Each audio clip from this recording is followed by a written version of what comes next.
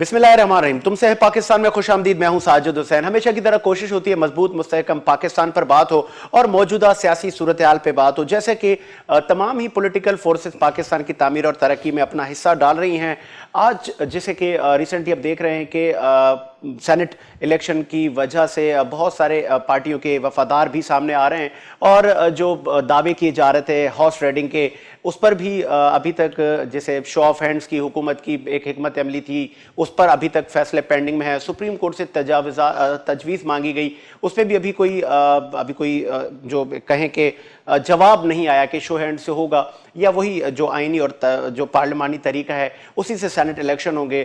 تمام ہی موضوعات پہ بات کریں گے. آج سینٹ الیکشن ہمارا جو موضوع ہے وہ سر فہرست ہوگا. اس کے بعد بات کریں گے ہم ایجوکیشن سے لے کے ہیلتھ پر اور موجودہ سیاسی صورتحال سے لے کے پاکستان ڈیموکریٹک موومنٹ تک. آج ان تمام موضوعات پہ بات کرنے کے لیے ہمارے ساتھ موجود ہیں پاکستان پیپلز پارٹی کے میں ان کو کہوں گا ایک ورکر سے لے کے لیڈر تک کا ان کا سفر کیا رہا, کیسے رہا, کیسے ان تمام موضوعات پہ اپنا پارٹی کا اور پاکستان کی موجودہ سیاسی صورت پہ نظر ڈالتے ہیں. ہمارے ساتھ موجود ہیں فدا حسین ڈھکن صاحب. بہت شکریہ فدا صاحب, آپ نے ٹائم دیا اور بہت دور سے آپ تشریف لائے اور آن ٹائم آپ پہنچے, اس کے لیے ریلی اپریشیٹ. اسٹارٹ کریں گے سر سینٹ الیکشن سے.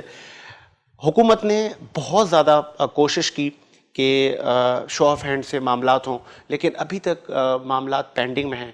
آپ کو لگ رہا ہے کہ حکومت کا یہ جو اچھا قدم ہے اس پہ ساتھ دینا چاہیے تھا, ایک جو ماضی کی روایات ہیں ان کو ختم کرنا چاہیے؟ تو پاکستان پیپلز پارٹی پہلے تو محترمہ بے نظیر بھٹو صاحبہ تو اس چیز کے حق میں تھیں, تو آج کل آپ لوگ کیوں پیچھے ہٹ رہے ہیں؟ جی, سب سے پہلے تو آپ کی میں شکریہ ادا کروں گا, آپ کے چینل کی بالخصوص آپ کی میں پہنچا اور یقیناً پہنچنا ہے. کمٹمنٹ ہوتی ہے, زبان ہوتی ہے.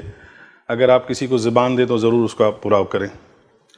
آپ نے جو سوال کیا یقینی طور پہ دیکھیں کہ اس وقت سینیٹ کے حوالے سے پورے پاکستان میں ایک ماحول بنا ہوا ہے اور بالخصوص پی ڈی ایم نے, کیونکہ پہلی مرتبہ یہ ہمارے مشترکہ کینڈیڈیٹ جو اناؤنس ہوئے ہیں خاص کر کے گیلانی صاحب اور فرحت اللہ بابر صاحب, تو میں سمجھتا ہوں کہ سینیٹ کے حوالے سے آپ کو اگر اتنا ہی شوق تھا کہ سینیٹ کے الیکشن سیکریٹ بیلٹ کے تھرو ہو تو آپ نے اس وقت, آپ کو زمانہ یاد نہیں تھا جب آپ سنجرانی صاحب کی الیکشن کو آپ لوگوں نے متنازع کیا تھا؟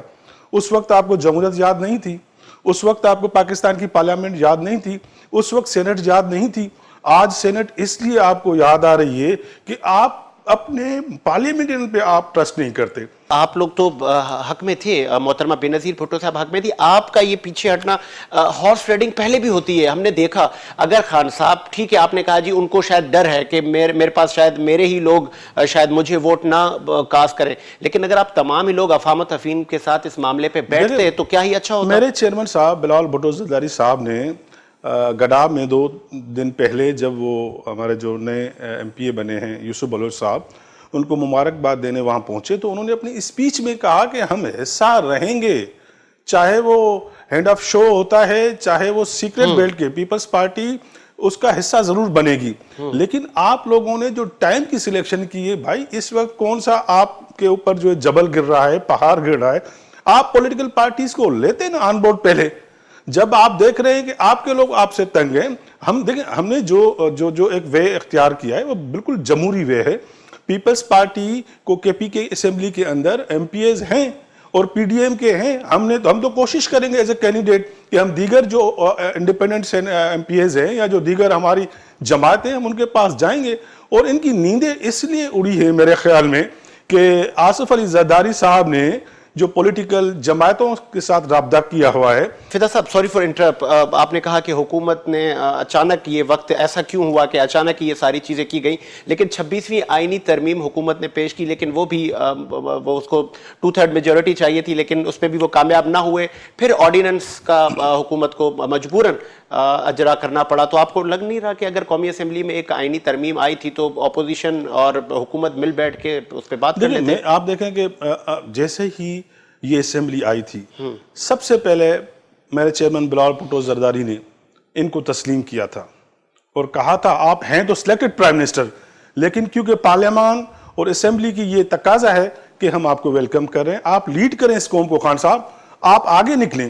لیکن آپ کی سوچ جو محدود تھی, آپ وہی آپ کا سیاست کا انداز, جیسے آپ اپوزیشن میں بیٹھے ہیں, آپ پاکستان میں بیٹھ کے تقریر کریں وہی انداز, آپ باہر جا کے ملک کی نمائندگی کریں وہی انداز.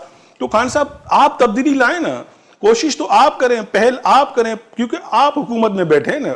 अपोजिशन का काम है आपके ऊपर तनकीद करेगी, अपोजिशन का काम है कि वो प्रोटेस्ट करेगी और बाहर सड़कों पे निकलेगी, लेकिन आपका ये काम नहीं है। आपने जब भी बात की करप्शन की बात की, आपने जब भी बात की आपने हर लीडर की कैरेक्टर असैसिनेशन की है, ये आपको हक नहीं पहुंचता। क्योंकि पाकिस्तान के अंदर जिस लीडर ने भी कोई सियासत की है तो उसने जुदोजहद करके सियासत की होगी ना। मिसाल आप एक पीटीआई के चेयरमैन हैं, बकौल आपके या आपके लोगों के, आपने भी तो अपनी जमात बनाई और कहते हैं कि आपने भी कोशिश की।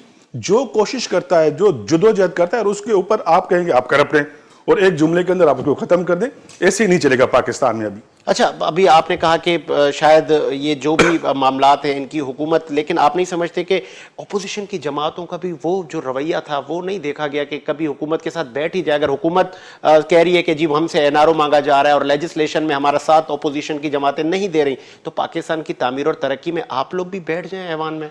देखिए, हमने आप किसी से भी पूछें, क्योंकि पीपल्स पार्टी की ये तारीख रही है। हमने जब इमरान खान साहब ने धरना इस्लामाबाद में दिया था, सबसे पहले पीपल्स पार्टी ने मियां साहब को कहा कि नहीं, आप जॉइंट सेशन को तलब करें, क्योंकि जमहूरी रास्ता यही है कि हम पार्लियामेंट में बैठ के डिस्कस करें। और आपने देखा कि फिर उसी पार्लियामेंट का हिस्सा बनी पीटीआई।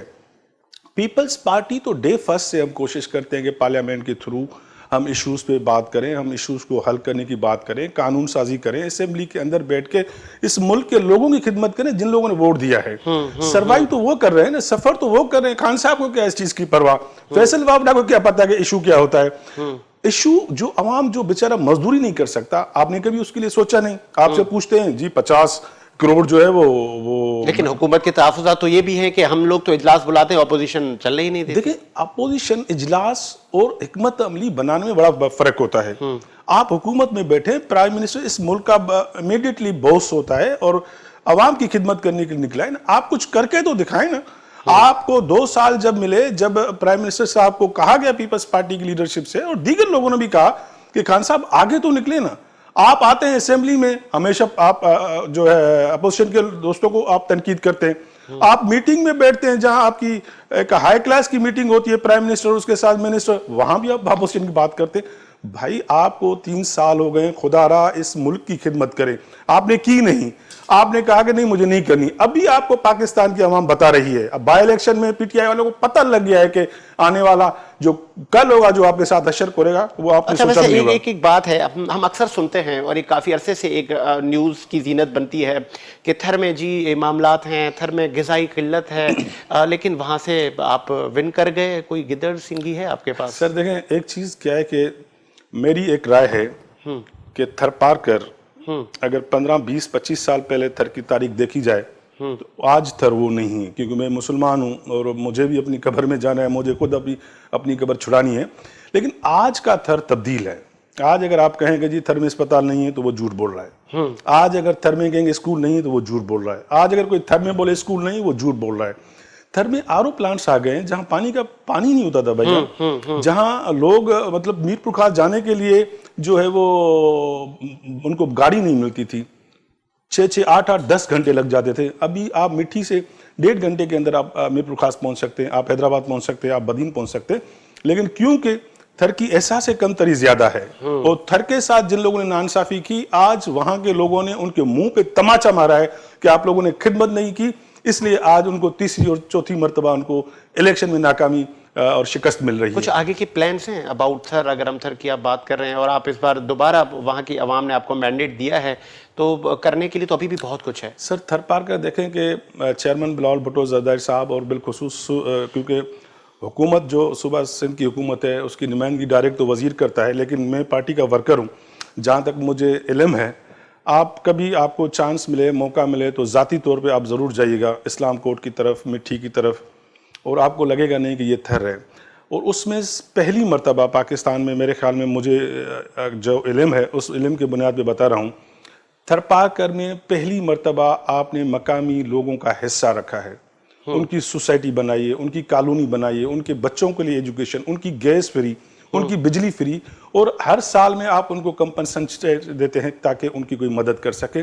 और सिंध हुकूमत ने उनको घर बना के दिए हैं ताकि वो अपने बच्चे अच्छे तरीके से نہ صرف گھر بلکہ ان کی جو مثال مال مویشی ہے، اینیملس ہے، ان کے لیے الگ الگ انہوں نے حصہ بنا کے دیا ہے سندھ حکومت نے، اس لیے کہ جو وہاں بجلی گھر بن رہے ہیں، وہاں جو ترقی ہو رہی ہے، ان کے اوپر رکھا گیا ہے کہ بھائی اگر تھر ترقی کرے گا تو سب سے پہلے لوکل اور مقامی لوگوں کا حق ہے۔ آپ نے دیکھا ہوگا پوری پاکستان میں خواتین آپ کو ڈمپر کی ڈرائیور نہیں ملی ہوگی تھر میں، کیونکہ آپ جب ایکسپلور کرنے لگے تھے نہیں بھی، میں نے خود دیکھے کہ 50-60 مجھے خواتین ایسے ملی جو شروعاتی دنوں کی بات بتا رہا ہوں، وہ ڈمپر چلا رہی تھی۔ تھر کے لوکل جو لڑکے تھے وہ انجینئر بنے ہوئے ہیں اس پروجیکٹ کے اندر، تو میرے خیال میں جو تبدیلی آئے گی وہاں کے لوکل لوگ لائیں گے۔ انویسٹمنٹ تو ضرور حکومت کرے گی یا پبلک پرائیویٹ پارٹنرشپ کے تحت، لیکن وہاں کے لوگ جو ہیں اس وقت ماشاءاللہ باشعور ہے، پڑھے لکھے لوگ ہیں۔ خواتین ان کی جو وہ خواتین نہیں تھی، ابھی خواتین پڑھی لکھی ہیں، ان کی بچیاں پڑھی ہیں اسکول میں، کالج میں، یونیورسٹیز میں، تو میں سمجھتا تھر ہوں پارکر سے آپ نے سینیٹر بھی منتخب کیا۔